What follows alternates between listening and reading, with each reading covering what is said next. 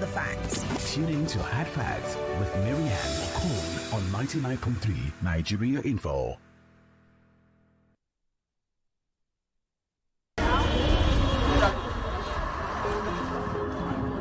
In a world filled with dreams and aspirations, there are those who dare to turn their visions into reality. They are the backbone of our economy, the small, medium, and big businesses that drive us forward. From the quaint corner stores on Broad Street to the local boutiques and small businesses in Balogun, medium-sized businesses fuel the engine of growth, providing job opportunities for countless individuals. These businesses form the lifeblood of our economy, working hand in hand to create a thriving ecosystem of commerce and prosperity. On Balogun Broad, we celebrate the resilience and ingenuity of small, medium, and big businesses. We don't just keep an eye on the stock exchange market, we're in touch with our local markets too.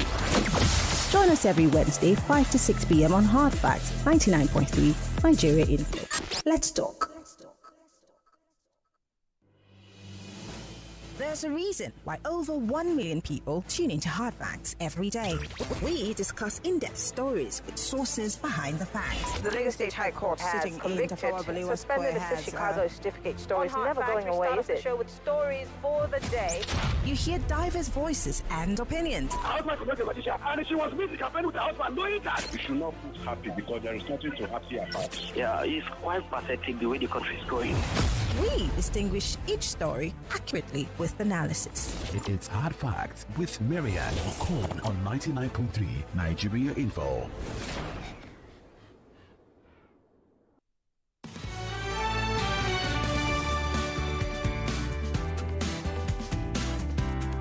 Well, it's about that time when we talk about the, legislation on gun running in this country, whether they be proliferation of small arms and light weapons, or even the AK-47s that we hear, the cattle rustlers and so-called herdsmen carry around. Do you know how much a catchling cuff costs? I'll Google it and tell you how much. So a normal herdsman or random thief cannot afford it.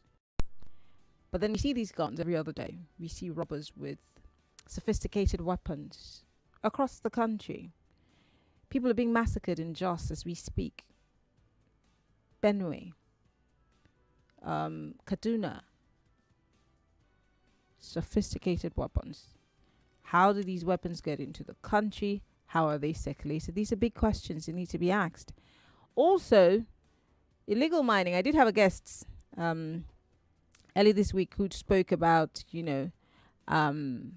what he thought is an aberration, the fact that government at all levels have lost it, and he also talks about the fact that there's so much pretense about it. But then something that came to my mind when people were really angry about what was happening in Plateau State is the fact that all of these places and these people who were being killed, let's leave the governor out first, because of course the governor we hear is from that area and he's doing everything in his power, hopefully. But then these people have representatives at the State House of Assemblies. These people have local government chairmen. These people have senators and House of Rep members representing them and their constituencies at the National Assembly. What legislations have they pushed for or lobbied for to deal with what's happening in the Middle Belt? I've seen governors in the North and the Middle Belt having meetings and having a tea party of sorts, because that's what I call it. And then you rise and say, oh, you came up with the paper. The people need action right now, not a tea party. But my guest started last week by talking about what the law says about, illegal mining and illegal arms. And he's going to do a refresher on it. And then, of course, we have so many questions. I have questions. I'm sure you have questions. He's a lecturer.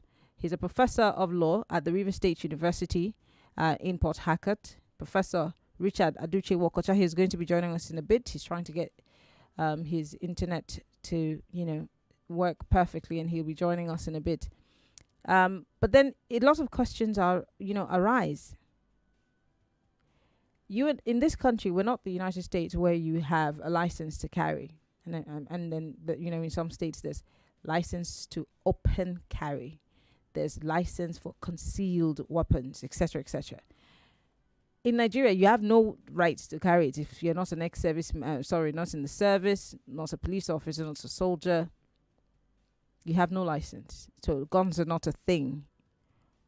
Even at that, we have so many guns running around the country, whether it be the miners, whether it be the Boko Harams, the cattle rustlers, name them, unknown gunmen,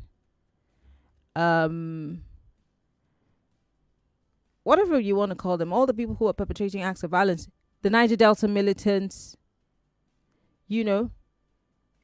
all of these people are carrying guns around. But really, how are these guns coming into the country? I remember when I was doing the Morning Crush Fire with Kofi Patel's back in the day in Port Harcourt.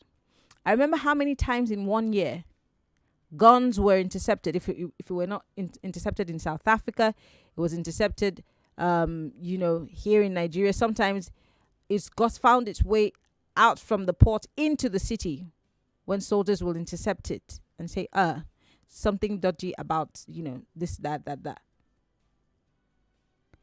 I know under the Jonathan administration how many times guns were,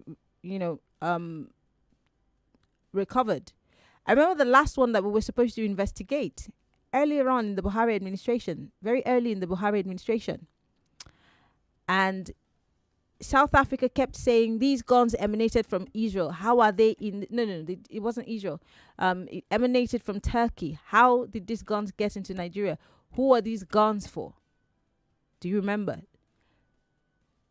And we made so much noise for a week, and then the story went out into the air. So maybe we need to start probing from there on. My guest is here. Professor Richard Aduche Wokocha is, once again, a professor of law at the Rivers State University in Port Harcourt. And the big question is, why do we have so much guns in this country, yet we do not have an open license to carry?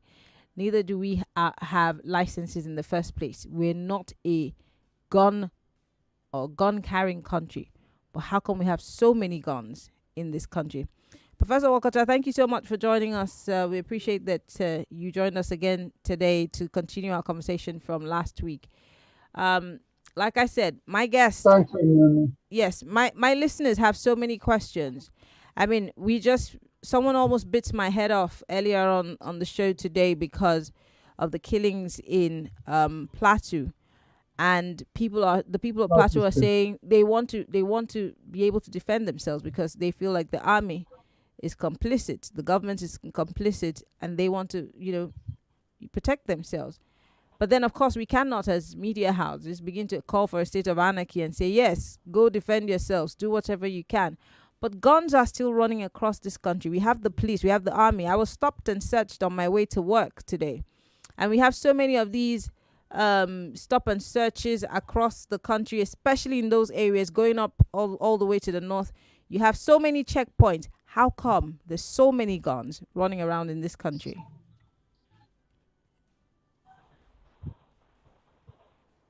Well, first, you have the laws, you have all the provisions that are required. But as is the case with many challenges we have in this country, the problems lie more with implementation than with provisions of the law. Yes, there are a lot of roadblocks everywhere on the road, but you cannot expect those who are carrying the guns to fly those roads where the roadblocks are mounted. While you have several roadblocks, especially from Lokoja down towards the south, you have far less from Lokoja up. And then your borders in the entire north are unmanned. You hear of semi-border, you hear of all the other borders, the down part of the country, but you don't hear about the borders between Nigeria and Niger, border between Nigeria and those other countries on the northern boundaries of Nigeria. And so if you have those open borders, and you recall in the last administration, the argument that was even proffered by government officials explaining why it was justifiable for herders to bear arms because they were facing cattle rustling and all that. So if you have that situation where the borders are manned because of official position at the time of the legitimacy of extra border movement, that is, the people moving in and out, being considered to be citizens and all that. And so the borders were left open and have always been left open, because I began with, you hear of borders, but you don't hear of borders in the north. So if you have steady inflow of arms, and you know that the challenge around the world now, terrorism and West Africa, ISIS West Africa and the rest of them, is about heavy movement of heavy duty arms. And the entire boundaries in the areas in which these arms are coming in from are unmanned. Why would we be asking the question, where are the arms coming from? Because the arms do not need to be on the road. They do not need to be at the wharf where you have your service personnel. Your entire more than half of the boundaries of the country are open and legitimated as it were at that time by the government of the time. So the government of today may not have that position, but nothing has been done about managing the boundaries. So from here to Maradi Offred, you can walk and there is nobody stopping you. The same thing with the boundary going towards Chad and the rest of them. They are all open. So the question shouldn't be where are the arms coming from? It should be what are we going to do about the open quarters from which the arms are coming in? Because if your doors are open, people will move in. And moving with arms. Aside from that, and like I told the audience just before you joined us, that there've been several records of guns and caches of ammunition being intercepted in this country under the Buhari administration, from the beginning, even before his administration. And like I said, it beats me that these things are carried from the ports. They make it through, and half the time it's some soldier with a hunch that finds out that there's something shady about this driver, and then boom, they're gone. The other question is, who is funding these, arms selling or arms movement across the country? Because many people who I've spoken to, especially analysts, have said, blamed it on the Gaddafi guns, the gun running in the Sahel, which is we've allowed to infiltrate into our country, and now it's gotten out of hand. But then there are other countries around our same borders that have, one way or the other, built up their security in such a way that they've either swept these people out of their country or read them the Riot Act. Example, Ghana. How come in Nigeria we've allowed this to linger for so long? Is it because the people who are responsible for these gun runnings or whatever they're doing look like us? Is it that we can't decipher, or is it that we have totally lost it in terms of protecting lives and property? I think we had too much conflict of interest. First, gun running takes place everywhere in the world. It takes place everywhere in the world. Yeah. That's why in all nations you have laws penalizing such conduct, unlawful or illegal importation of arms and bearing of arms and trading in arms. All of that are against the law in every country of the world that has a government. So, yes, you have it the way you have in other countries. But as I said earlier, if you have challenge of implementation, then it's not a question of where the gun is coming from. Even if the Gaddafi guns were not there, you have gun runners who are moving in arms from outside Africa and looking for buyers. You have foreign companies that are trading in these guns and that will exchange guns for oil, exchange guns for anything, gold or any other thing that's diamond. Wow. And the rest of them. You have them. If you recall, at the heat of the crisis in the Niger Delta, there were tales told by the dramatics personnel, chief actors in what was going on, of the gun activities. Who was it that was arrested in Abuja, and one of the actors this way was calling, he must refund his money that he paid for arms. Arms shipment is going on. Wow. And they don't have to come even through your open borders. They don't have to come in through the walls. When they come in from one side, they need to ferry them with vehicles to another side. And that's why security men from time to time intercept them on the road. But it hardly happens at the wharf where they are coming in. So they don't necessarily come in through those open legitimate areas when they are illegitimate products of illegitimate activity. They don't come through legitimate. So you look beyond those legitimate areas, especially if you have a institution like ours, where there is such proliferation at the level at which it exists, and we don't seem to be able to do something about it. So you must look beyond the legitimate ports and know that it's coming in through the other ports. I have said in the past, I can understand with government officials putting up arguments and justifications for why unlicensed guns should be in the country and why they are being used and why it should be permitted that men who are not licensed are carrying heavy-duty weapons like AK-47 and the rest of them. But now, I think I expect to hear something different. And not just to hear it, I expect to see action. I expect to see blockage of the routes through which the arms are coming. I expect to see more seriousness in intercepting those things and ensuring that those behind them, not just the driver and conductor who are carrying the arms, but those who imported them and who are sending those arms through them, are brought to book. That's what makes America different. That's what makes UK different. The laws work. Here we appear to be unwilling to enforce the law. And as I have always said, I've said a number of times on the programs, wherever a business is cheap to conduct and wherever the risk of consequences are very low, investors will flock that business. So that's what we're experiencing.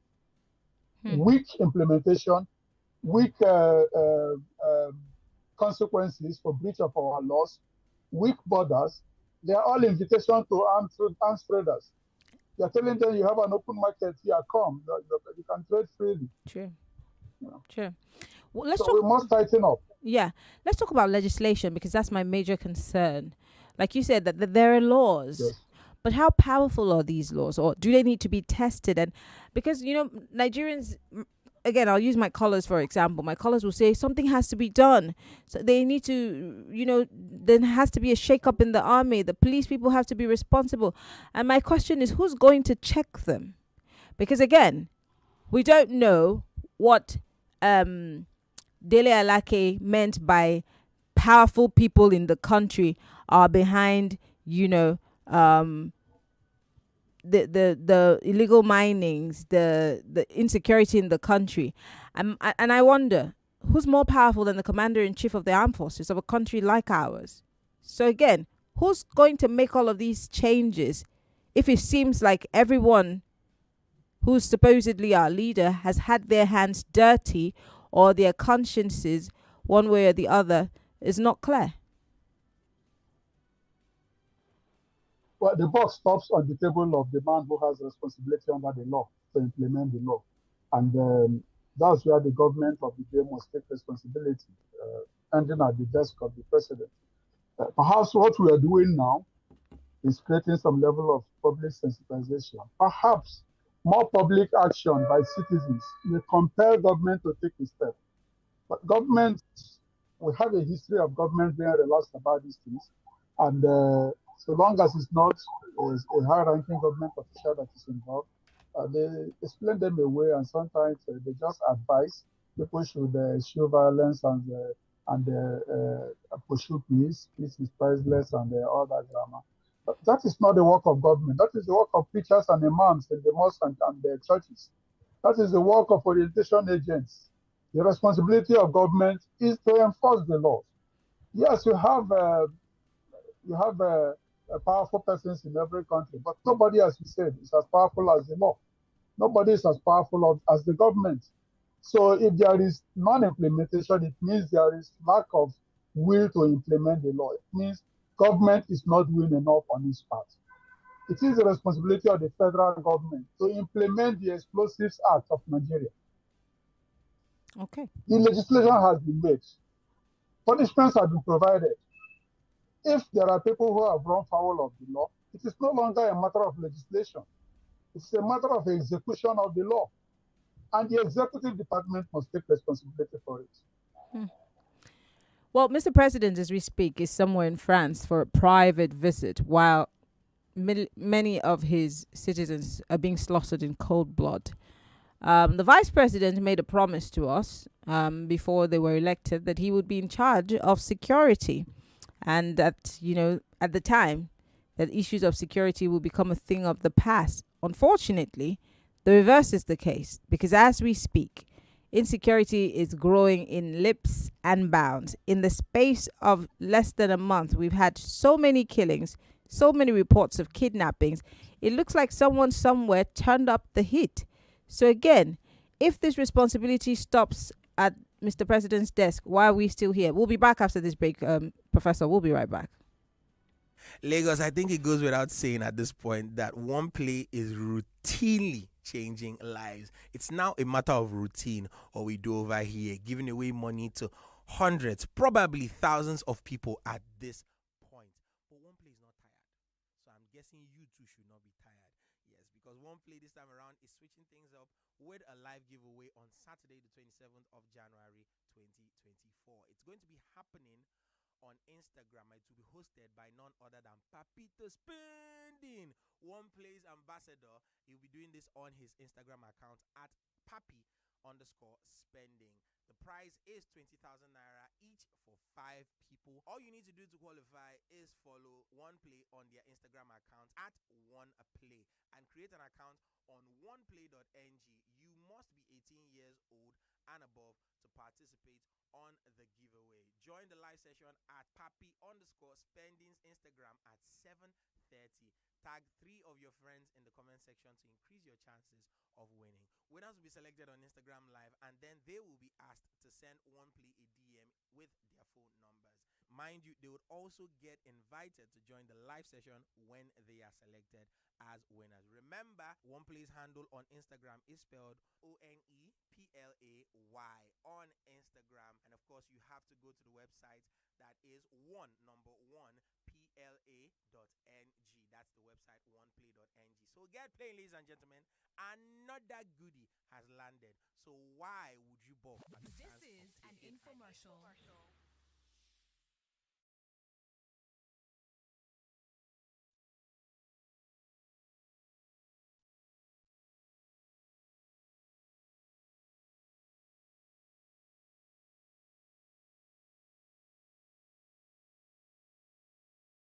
Mom's love is pure.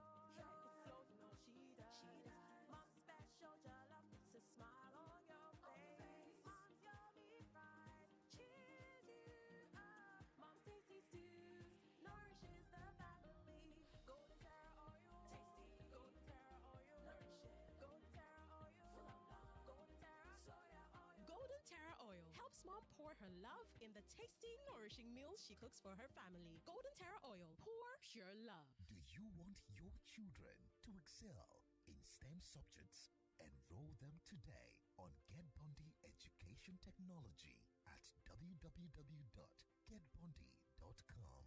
With over 1,000 hours of science subjects, 4,000 multiple choice questions, 3 years of revision for competitive exams, Get Bundy Education Technology is the right platform for your children to learn and develop needed skills for future technology. For GSS3 and SS3, Get Bundy is offering daily online live lessons Monday through Friday, 4:30 p.m. to 6:30 p.m. and mathematics and coding classes on Saturdays. Give your children the right head start with proficient educationist on Get Bundy. Register them today on www.getbundy.com or call 0814-175-5552. Who says you can't have it all with One Play? I got that defined, but you have just won yourself. Congratulations! Hello, good Good morning. Yes, Melitus. One player, don't talk to two players because you won 20K. So now you won yourself 20,000 naira. My name is Well Done. Okay, well done. I want to tell you, well done. You won yourself 20,000 naira. With 500 naira, you can play to win big. From 120,000 naira to 190,000 naira daily on Nigeria Info. Go to oneplay.ng and play with 500 naira. And in a few seconds, your ticket is in the draw. Or dial *347*880*3#. Win daily on Nigeria Info. 50,000 naira on Morning Crossfire. 60,000 naira on WhatsApp Lagos. 20,000 naira on Sunnyside. And 60,000 naira on Game On. So Lagos, what are you waiting for? The more you play, the better your chances of winning. Remember to dial *347*880*3#. Play responsibly. Not suitable for persons under the age of 18.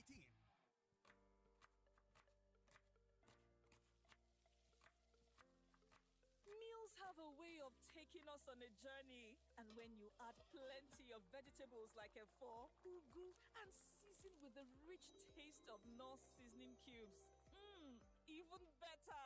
So, go ahead and elevate your meals with more vegetables and the rich taste of Knorr cubes.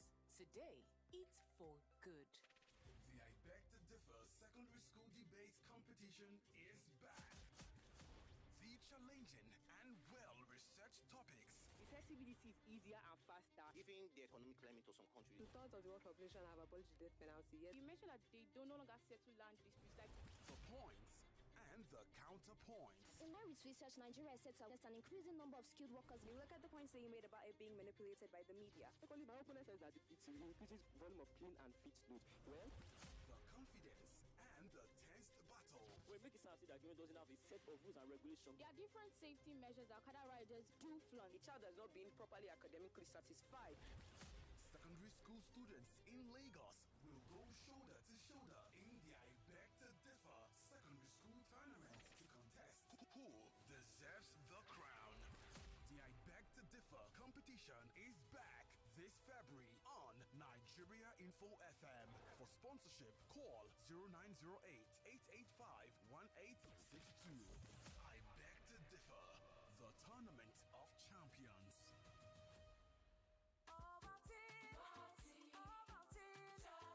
Start your children's day with a great taste of Ovaltine, enriched with multi-nourishment, calcium, malt, and vitamin B12 to support learning and playtime. Ovaltine, smart choice for smart kids. It's Due You December. That means making statements your way, just like the queens of Real Housewives of Lagos. So just relax, because it's about you enjoying top-tier entertainment like Wura, Agu, School Run, and so much more. Only on Showmax.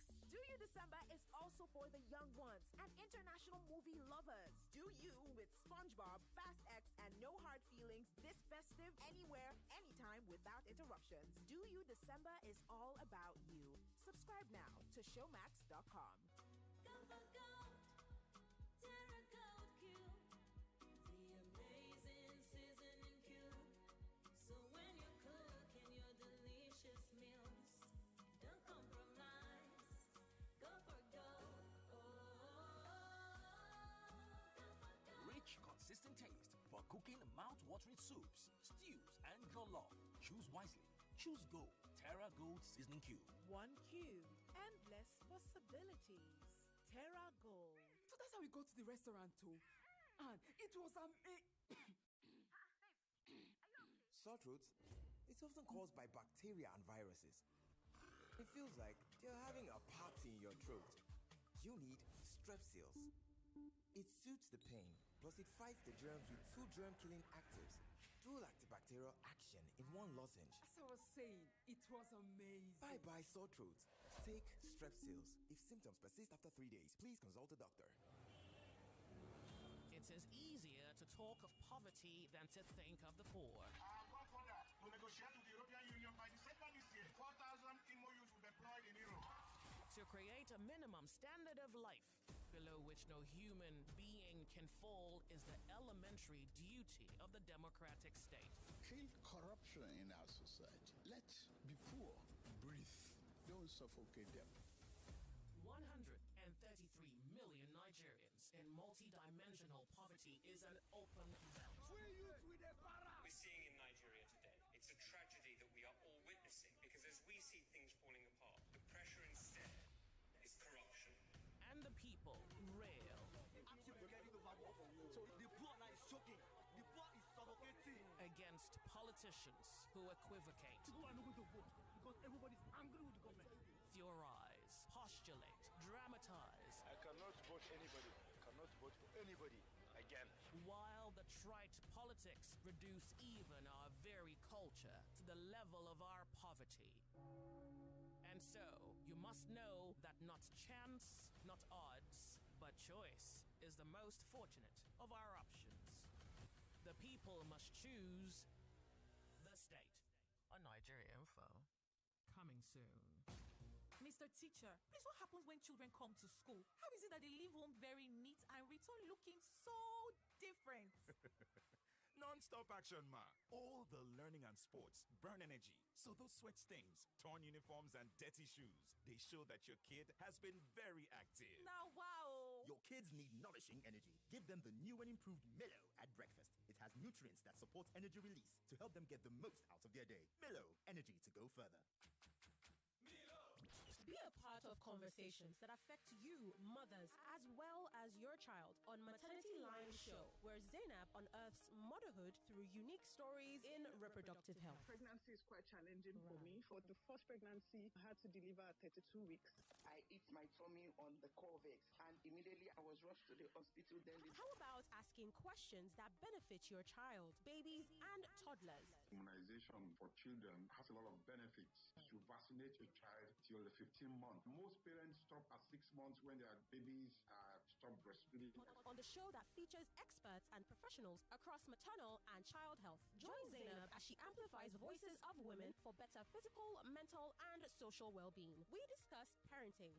My kid is a bit older now. When he was younger, it was a bit more stressful, but now we kind of work with each other. My name is Ugo. Thank you for bringing up this topic. So I'm a single mother. And even hand the mic over to allies who are men and fathers, creating better outcome for child and maternal practices. Join Zainab Fridays 12:15 p.m. on 99.3 Nigeria Info on Maternity Line Show, an all-encompassing medium for every woman, mothers and aspiring mothers. As you see me so, I belong to the Chop Better gang. Now, why anytime I want chop like this, I dey put better things inside. For my yam porridge, after I don't put my fish, I go con deck am with onions, tatashe and ugu, con season am with correct knorr cubes for that delicious taste. Because my people, good life na life where you chop better. Sama all your food with correct vegetables. Come season am with knorr cubes for that ogbonge delicious taste. Today, chop better.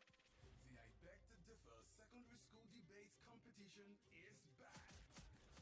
The challenging and well-researched topics. It says CBDC is easier and faster, giving the economic climate to some countries. Two-thirds of the world population have abolished the death penalty. Yet you mentioned that they don't no longer settle land disputes like The points and the counterpoints. In line with research, Nigeria sets out an increasing number of skilled workers. You look at the points that you made about it being manipulated by the media. Secondly, my opponent says that it increases volume of clean and fit loads. Well, the confidence and the tensed battle. we make it sound that government doesn't have a set of rules and regulations. There are different safety measures that Okada riders do flaunt. A child has not been properly academically satisfied.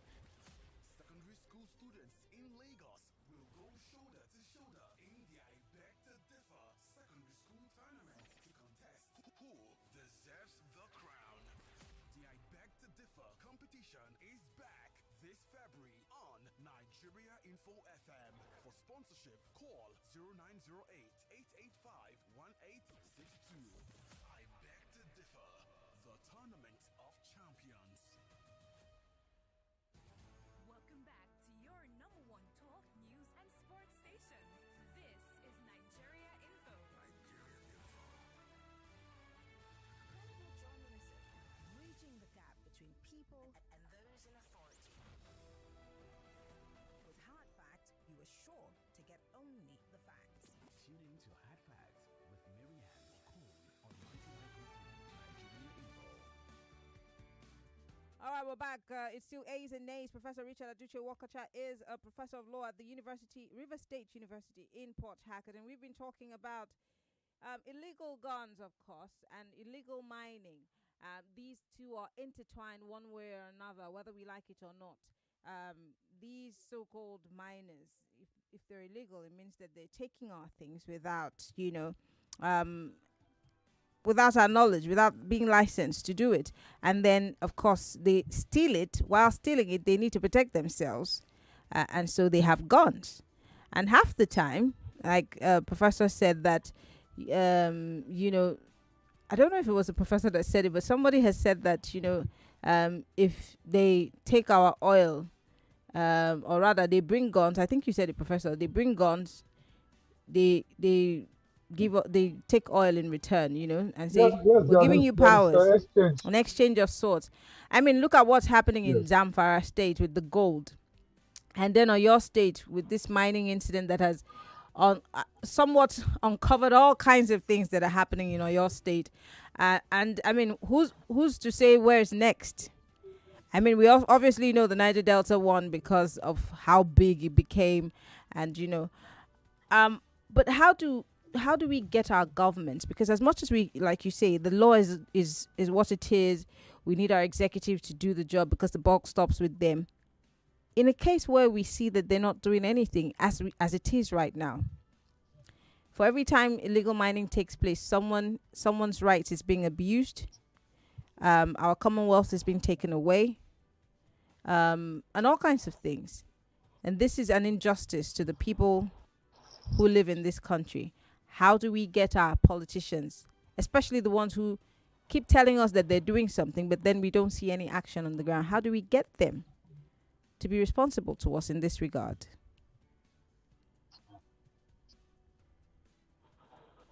I think the democratic way is for us to get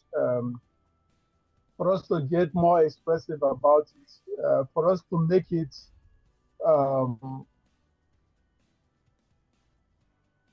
a big issue, because government relaxes when there is no stress, especially by our experience. The only thing that moves government is when we kind of embarrass them. It is our action, our resentment of insufficient government action that causes some kind of embarrassment. It wakes them up and compels them to make efforts to do their work or appear to be doing their work enough to persuade us to down tools and develop the hope that they will do what they are supposed to do. So it will require massive action, action from the people, because government will always react. Professor, so far they have not shown themselves to be. I'm so sorry to talk over you. So one of my callers today made mention of something that's very important and it stuck to me. He said, even when there's a call like this to action, what the government does is to, institute a curfew of sorts, and that way they keep us indoors. Or they say, well, people are not allowed to move, and then they fill the streets with police. But then that is an infringement of our human rights, isn't it? Definitely that is, except where there are riots. If there are riots, the government will have obligation to respond. But protests are different from riots. Of course, our experience shows that a lot of times when there is a protest for a legitimate reason, elements get sponsored to come and disrupt the protest, or to introduce violence in the protest, such that will not create room for government to react. So apart from that, citizens speaking up, having it on the front burner of media houses so that it's a recurring discussion, and possible expression of protest, legitimate protest, not necessarily calling for a nationwide one. A nationwide organization can also plan so that from one part of your nation to the other, actions are taken from time to time that is keeping it on the front burner. When it becomes what we are talking about over and over, government will be forced to issue statements and they will be forced to take action. It is only the government, the executive department of government, that can do something about this. It is the president that can charge the security chiefs to wake up and sit up. It is only the chief of staff, the commander-in-chief that can direct any security agency or cause those who supervise them to give the directives for them to sit up and do what needs to be done. If we call for results, we will see results from our government. They will respond. But if we relax and just talk about it once in a while and relax, it will become so they will say, don't worry, they will talk and it will stop. They will keep But quiet. if we take action about it, take civilized action, take civilized protests, write to appropriate agencies, including the head of government, put up advertorials in the newspapers, call attention to it, they will be forced to respond. Interesting. They will not keep quiet. They will be forced to respond. I want to open up the lines to Lagosians and, of course, everyone else who's listening to us from across the country and outside of the country. We're on Skype. We're Nigeria Info FM on Skype. If you're listening to us from outside of the country, it's A's and Nays with Professor Richard Aduche Wokocha. You can call 0700 993 993 993. That's 0700 993 993 993. If you're a lady, call 020 1465 7190. That's 0201 465 7190. Or you could join us. We're live on YouTube and facebook.com/Nigeria Info FM. Let's talk. Hello. Hello, good evening, Megan. Good evening. I'm fine, thank you. Yeah, my name is Michael Oba. I have a question to your guest. All right. You know, Buhari said something. I think he mentioned it when he traveled to the U.S. and it was reported. He said that those that are from, I think, Niger Republic, that they have the same family with those that are in Nigeria. And that it is impossible for you not to, I think, Bauchi State Governor also mentioned that. You can, during festive period, you just enter one place. You now come out of another country. How do we solve that problem? Because truly, you can't stop families. You can try because the Europeans divided us against our wish and all. That has always bothered me. Thank you. All right. Thank you very much, Michael, for calling. Professor, did you hear him? Yes, I heard it clearly. You have boundaries.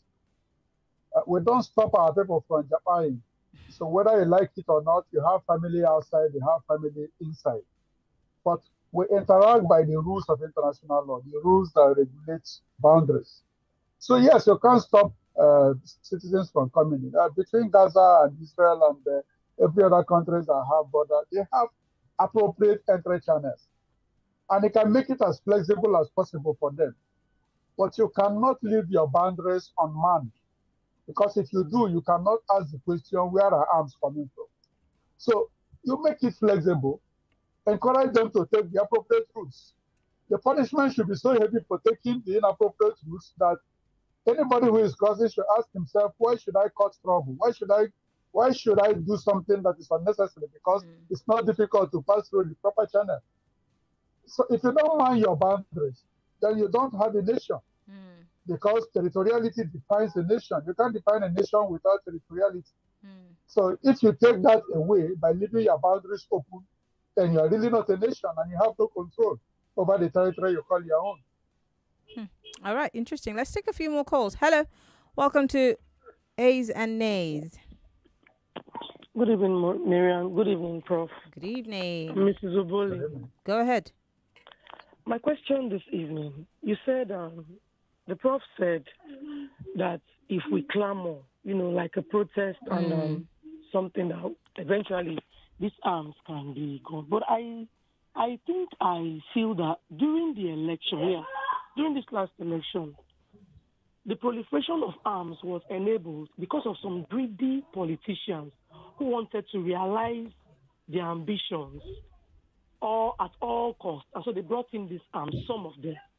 So how is this workable? How is this possible that even when we protest and talk about these things and clamor for this mop-up, how do you think it's going to be possible that these powers that be would listen to us eventually?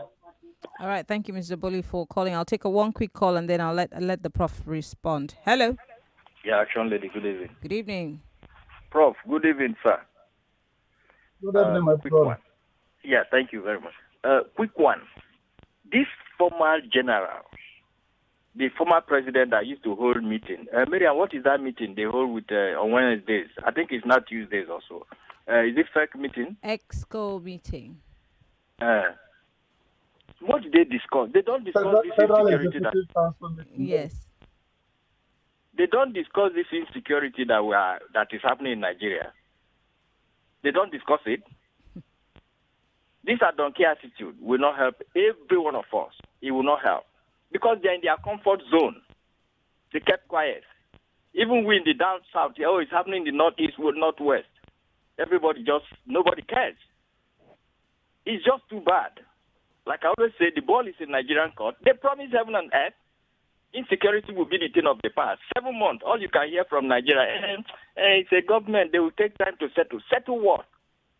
Like Mo Ibrahim would say, you elect people who will lead you to the grave. Thank you. All right. Thank you, Engineer Chris, for calling. Professor, would you like to respond to Mr. Boli's question? Yes. His question was, our experience shows that when we protest, they will do nothing. Yeah. But, I can assure you, let's just be specific. Get the Christian Council to issue statements. Get the Manufacturers Association to issue statements. Get key stakeholders, to issue just statements, not visit to Aso Rock, to issue statements. Government will respond. What we require is to put government on the spot because it is their responsibility to address these issues. So when they don't, nothing will happen. But if at least we make effort and put them on the hot spot, they will at least try to pretend to be working and they will make effort to show us that they are working. Nothing will come from nothing, but there is a chance that something will come from something. So if key stakeholders, major organizations, large organizations, NGOs and CBOs issue statements, some seek to visit the presidency, some take out advertorials in the newspaper, government will respond. Okay. All right. They are relaxed because we just complain, this is not fair, this is not right. They are killed again. And, those are just complaints and comments. But if we put them on the spot by taking the challenge to them, they will respond. All right. Well, let me go to WhatsApp and take some of the messages coming in on our WhatsApp. So, of course, Professor, someone here says, Dele Alake spoke well. Military and police have been shaken enough. Let the political class shake itself. Let them provide good governance and give Nigerians real democracy. Before he became president, Bola Tinubu had been shouting restructuring. Now that he's president, do you hear anything like that again? Nigerians themselves love those that are good in the art of deceit. May the souls of Gani Fayemi, Bekor and Kuti, Alao, aka Bashorun, and other real activists continue to rest in peace. Thank you very much. This one says, an average cost of an AK-47 in Afghanistan, the gun could cost at least $600, as little as $600. Mexico's northern borders with the U.S., the price would increase to $1,200. In Belgium, where the Paris perpetrators obtained the Balkan Kalashnikovs, it has a price tag at about $1,135. An authentic model will cost $1,200 in Pakistan. It could also be possible to obtain an AK-47 through the darknet, no documents. It could typically cost about $2,800 to $3,600. Africa and the Middle East countries have tons and tons of weapon in circulation, and it doesn't come cheap. Thank you very much, Don Kingi, for that research, and thank you for bringing it to us. We appreciate it. All right, let me come back to the phone lines. I do not have time. Professor, unfortunately, that's all the time that we have. But I want to say thank you. Thank you so much for coming on the show. At least we had enough time to analyze this. So, of course, the onus is on Nigerians now to not just complain, but ask questions and seek for action. I want to say thank you. Always a pleasure to have you here in the on the show with us on A's and Nays. Professor Richard Aduche Wokocha is a professor of law at the River State University in Port Harcourt. Thank you so much once again, Prof, and we appreciate it. Thanks for having me. All right. Well, Lagos, we have to go for a break. When we come back, I'll be saying my proper goodbyes and, of course, preparing you for the news at the top of the hour. Stay with us.